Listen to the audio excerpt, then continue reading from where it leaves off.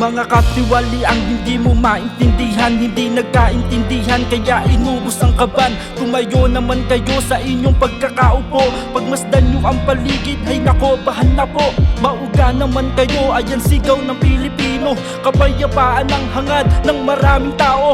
Naaalala nyo pa ba kayo aming pinili upang upuan ng upuan kayo mananatili? Kaso nga lang, sagad na sa gahaman, kung ba't nahihirapan ng sarili nating bayan. Kayo dapat nangunguna sa kapayapaan, kayo dapat tumutulong sa mga sambahayan. Pero huli na ang lahat, hindi na mangyayari yun, dahil sa Bahamas nilantad kayo ngayon. Hindi nyo na mapipilipit ang katotohanan, hustisya ang sagot sa lahat ng kahirapan.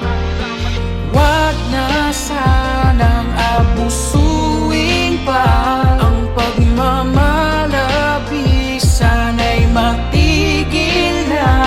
Kawawang Pilipinas kung minumutya, kailan ba tayo gigising ng walang pangamba? Kailan ba?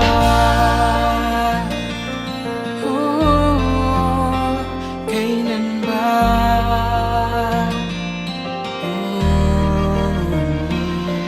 Sino ba ang umaaon, sila ba o tayo ba? Yan tanong ng karamihan na hindi maisalba.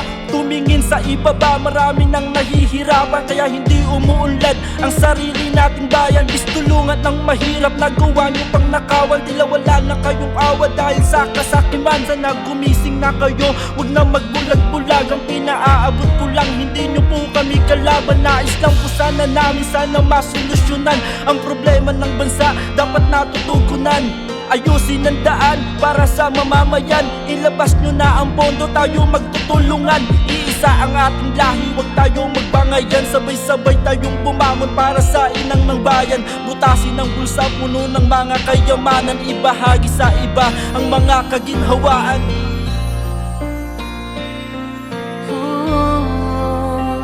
Kailan ba?